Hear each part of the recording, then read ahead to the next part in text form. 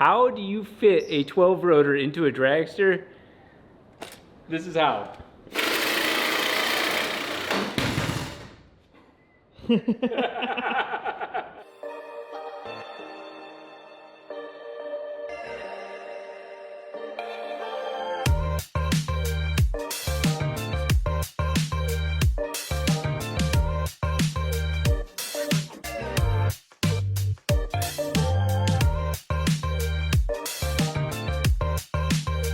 To get everybody kind of up to speed on what we're doing, it's using the crap out of, well, the other half of this. The 3D scanner is going to make a lot of things very simple. So I 3D scanned the 12 rotor and was able to make the correct shape for it, so that way I know how big it is and where it's going to fit in the frame rails. So speaking of the frame rails, that is this half here.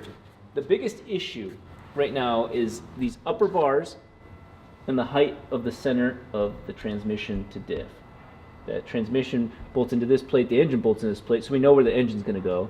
We also know that while the engine itself is actually narrow enough to fit in here, our whole turbo assembly is not. That wouldn't be a problem, but the fact is, to get the engine low enough, this tube will hit the block. The whole point of this is to show you in CAD and then make a proposed new tube and to make sure that it would pass any sort of NHRA tech. So that's really the first time we're thinking ahead and trying to be safe. So we're going to go ahead and scan this part, chassis, the transmission and the engine, put them all together, and then watch them all collide.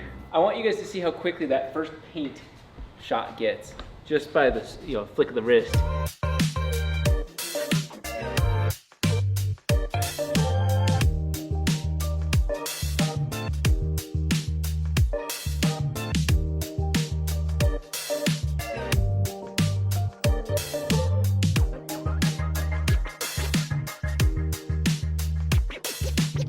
We ran out of the actual easy spray, so I'd forgotten about this, and Joel found it, and so we've already sprayed it. I don't know if it's healthy or not for you, but it...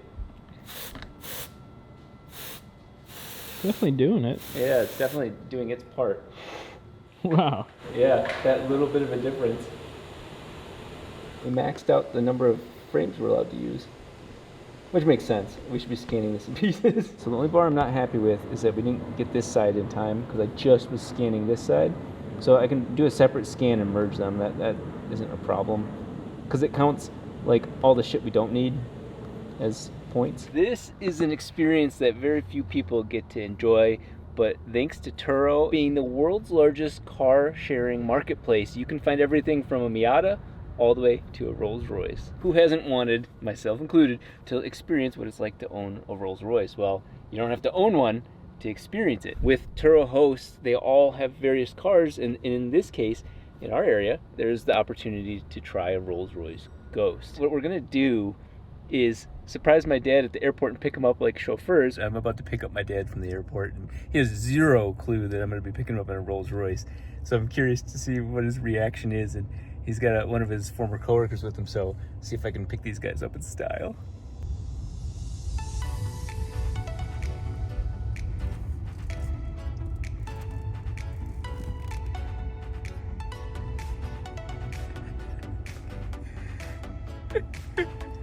Can't get fancier than that. I'll be your chauffeur. Turo let me rent it, and they were like, we want to make a video about this. So I was like, I'm gonna pick my dad up in a Rolls Royce. That is awesome. Yeah. I'm thinking pickup truck. Yeah, exactly. This is exactly what I say. This is not a Dodge Ram. Yeah. This is a hilarious surprise, not big surprise. That is the chassis. There's the transmission. So you see, I've got a workflow of bringing it cleaner and cleaner. Well, one of the quick ways of aligning all this stuff is I'm stacking it on itself. So this is a chassis.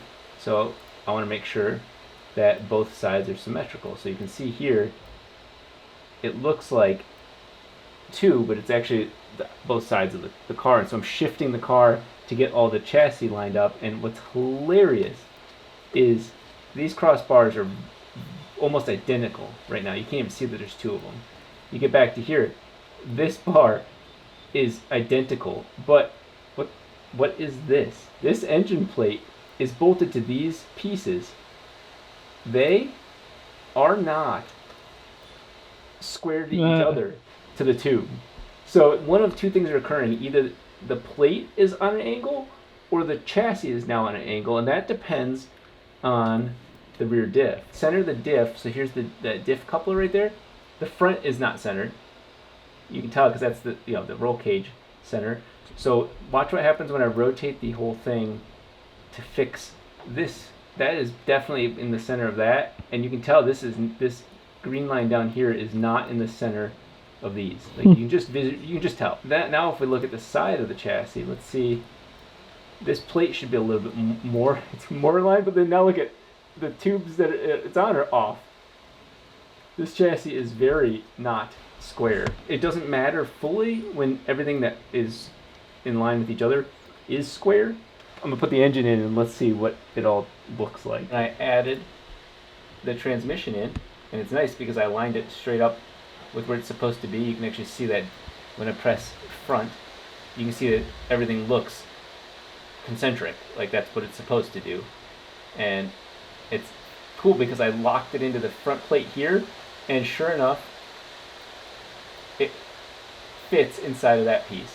But here is the moment I've been waiting for. I'm gonna turn this on. I just put it in. There is the engine. Turbos on your head. Yeah. I got turbos on my mind. I'm gonna try and center this to the center of this, and we're just gonna watch the bullshit happen. Ignoring the turbo, ignoring all this. Just imagine just the engine itself. Let's get the engine back further. So I'm gonna move it to where the back of the block is touching that piece, so we don't need to touch that side anymore. And I already centered all these pieces, so that's why it's been super easy. Then we're gonna go ahead and drop this down, and you can see how it's like starting to. There's a circle here and a circle here. That's what I'm trying to do. So I'm gonna go ahead and just do this. And again, I'm just looking for that visual, like, centered feel, which is actually, your eyes are really good at doing that. But I think, what the hell? I think that's it. Okay, so we'll go ahead and apply this. The good news is it's doable, but the bad news is, like I thought, that bar is going straight through the motor. Like we knew that bar was going to be a problem. You can actually see the bar goes in right at the front of that harmonic damper. The bottom bars aren't even close to the thing. Sweet. Oh, you know what else we can check? Do the spark plugs drag? So there's the bottom of that oil pan, and there's the bottom of the engine. It'd be close.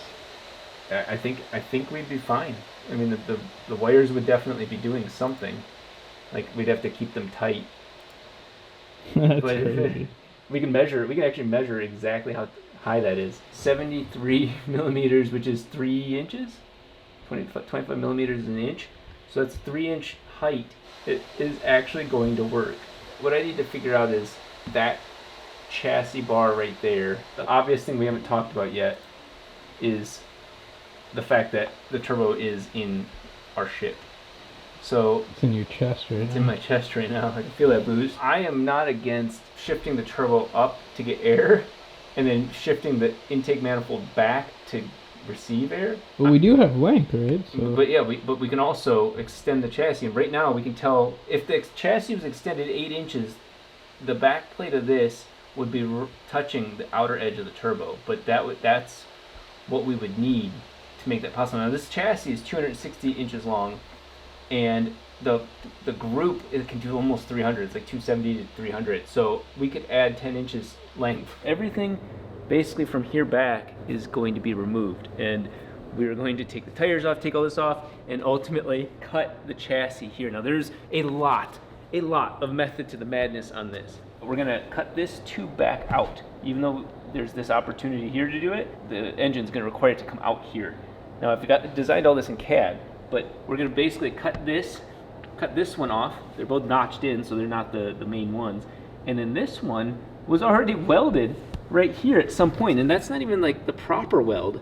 That's a straight butt-looking weld. There's no rosettes. There's nothing holding that in place further. So this chassis was weaker than we were expecting. So we'll cut it there, and then we'll actually make a slip joint to then reinforce this as we make it longer. But this tube is going to come all the way out here, so we can't reuse this one anyway. So it is time to do that. We're going to gut the entire chassis, clean all of it off, get all the rust off of the areas that we know we're not going to be welding anymore, and make this thing ready for the 12 rotor. We no longer need these wires in here. We would use much safer versions. They're going to mess up my final verification scan, so I don't want them reading wrong. Now, what's important is that on my previous scans, they're in there, so we know that, hey, there's supposed to be something there. We don't want to go the other way and realize that we fucked that up. But it's kind of interesting to see what all is involved in a dragster. Thankfully, I have people like Clay Milliken teaching me a lot about top fuel dragsters, which is 2 to 3 times the horsepower that we're expecting. So we're not in completely uncharted territory. This looks like my old wiring. Look at this. It's a temp sensor, I think, or was. Oh. I mean, it's wrapped around the outside of the body. That has to be like trans? Yeah, transmission. Temp, most likely, but pressure possibly. Either way, that is not what we would do.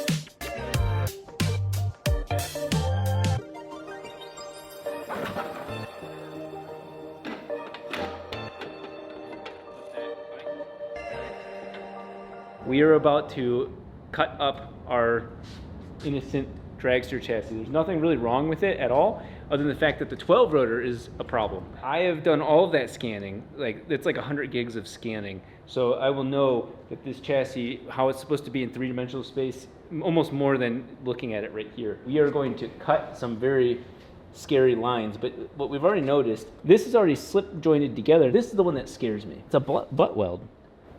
And so what I want to do right now is prep it for the beginning of the video and cut 80% of this off anyway. Cut 100% of this off and then get these ready to go. And so once we cut the tops off, the whole ass will fall. Now with Christian sitting down there, I should be able to let this go.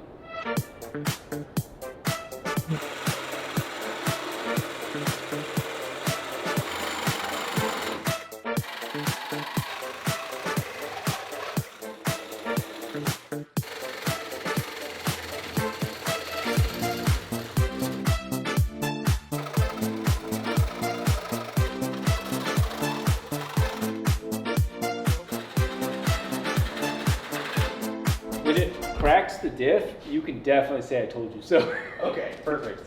Will do.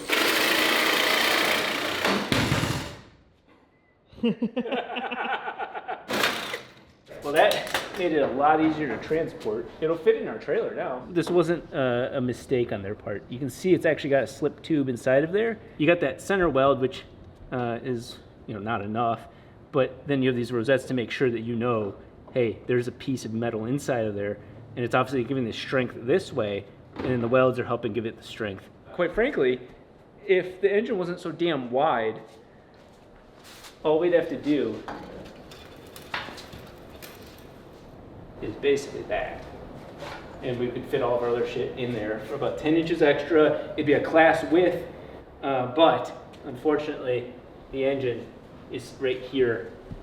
And that's why I'm so thankful we have all the 3D modeling to figure out what we're gonna do. But we're just basically doing the exact same thing, slightly larger tube, get it around the engine, give us room to use our front space for more activities. We're making 4-second passes.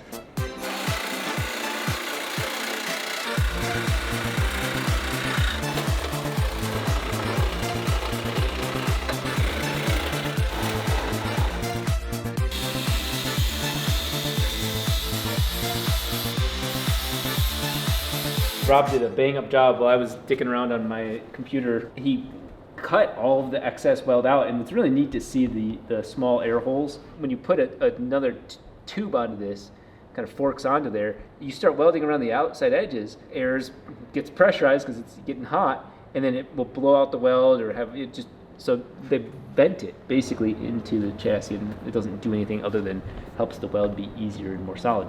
We now have a cleaned up, ready to go chassis here. We have slip tube moments here. Everything's perfect there. This, on the other hand, it's kind of a choose your own adventure for us, but there's the slip joints right here. Because the tire is so massive, my original design of going all the way back to here, which is proper, would have caused it to come out here, and it would have clipped with the tire. No good. So what we're going to do is reuse their existing chassis and then get it out to where it needs to be and not hit the tire.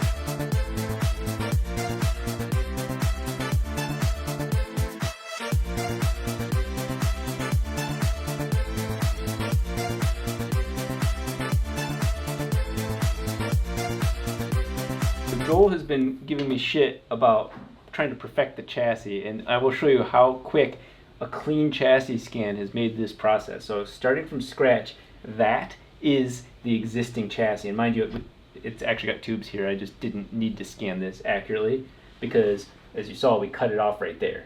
So I then modified this. So we will add the front chassis and the rear chassis and turn off the whole body. And this is essentially what we've created. Now you'll notice I pushed it back exactly 10 inches, mostly so that way it's a class spec number that people understand. This was 270 or it was 260, now it's 280, 270. It's longer by exactly 10 inches wheel to wheel. That means more room for activities. What type of activities? Well, we already know that we're going to need a transmission, right? And then of course, Big Bertha, the engine, as it can fit within the chassis. So what's really cool about that is, we'll delete those again so you can see this. I started making sketches, started drawing. And I modeled it after the top fuel, and we're using actually the same size tubing as those as well, because it kind of has to bend a little bit lower than previously did. And so I want stronger triangulation to help offset the less ideal height there. So we're going to go ahead and turn on all of the tubes. There it is.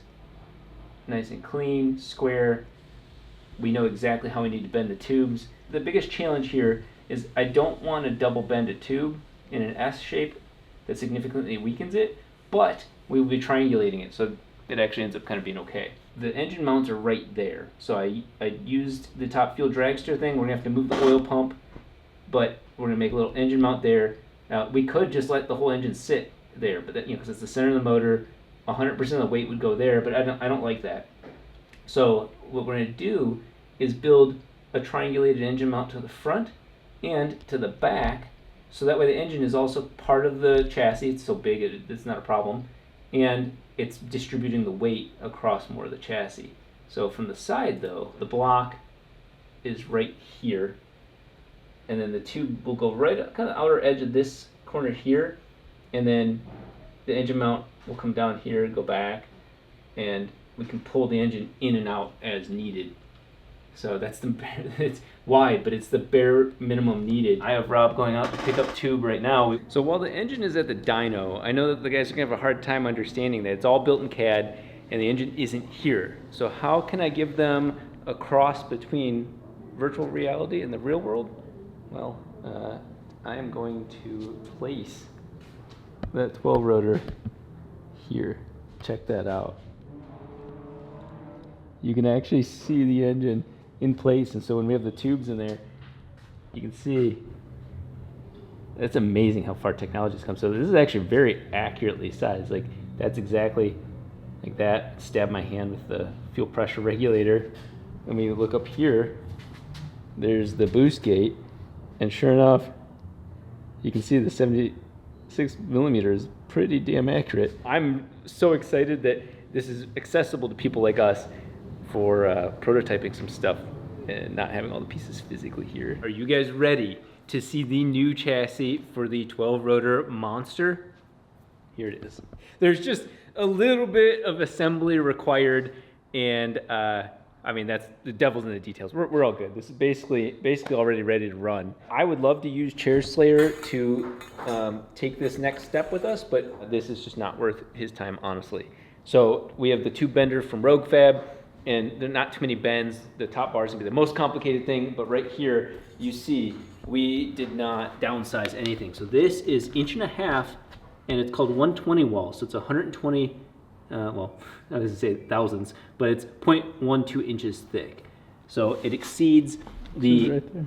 yeah, there you go. Yeah, it says right there, and it should be chromoly, 4130.